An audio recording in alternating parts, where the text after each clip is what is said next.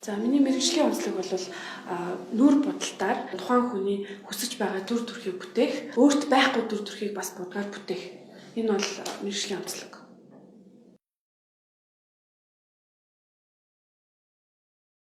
Чи яг ямар хэмжээнд хүрмээр байгаа, яг ямар төвшөнд хүрмээр байгаа тэрийг эхлээд төсөөлнө.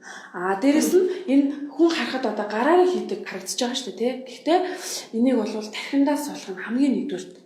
Эхлээд чи тархиндаа бүх одоо хийх гэж байгаа зүйлээ буулгаж, бодож, бясалгал хийнэ нэгсэндээ. Тэгээд тархиндаа чи хэр их ойлгоно, тэр хэмжээгээр яг чиний тархи чиний гарыг удирдах гардаг. Энэ бол миний туршлагаас бол маш их батлагдсан. Хүүхдүүд ойлгохгүй хийхээр ерөөс алдаад болдоггүй. Яагаад ингэ алдаад байгааг ч өөрөө ч ойлгодгүй. Тэгэхээр анх эхэлж байгаа хүүхдүүд маань маш их бодож бясалгал хийх, яг тэр хийх гэж байгаа бодолтыг нэг юм уу 2 өдөр бүтэн бодож, ширтэж суух, тий? Энэний дараагаар бол хангалттай гоё бүтээл гардаг. Энийг л би захимаар байна хамгийн түрүүнд.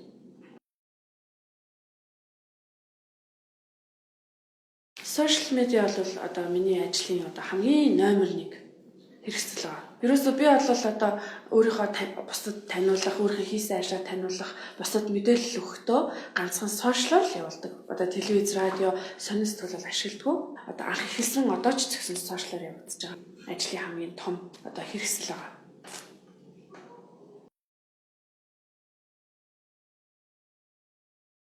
«5 минут» гэдэг бол бас урт хугацаа. Тийм.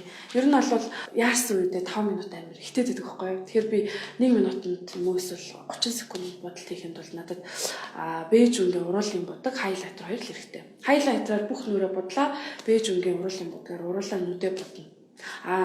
Бэж үнгийн будаг маань баг зэрэг борт байт байх юм бол хамраа өндөрлөө хацрын сүдрээ тавилаа. Яг одоо миний хийсэн байгаа шиг. Энэ бол 1 минутын бодолт байгаа.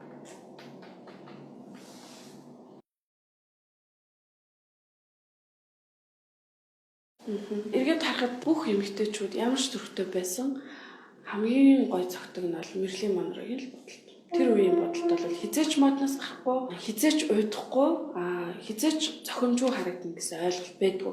Заавал шар цагаан устай байх албагүй. Зүгээр л бүх хүнд гой цогтөг байхгүй юу? Тийм.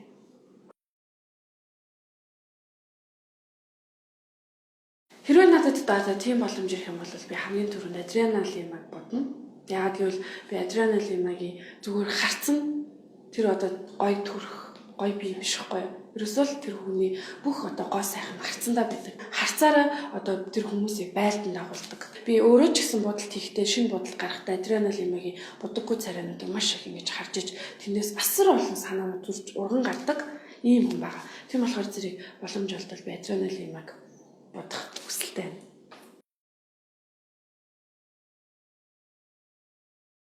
Нүрээ бодохдоо гаргадаг алдаа. Энэ бол амар олон алдаа байхгүй юу? Хамгийн түгээмэл алдаа хэр зэрэг будагны сонголт.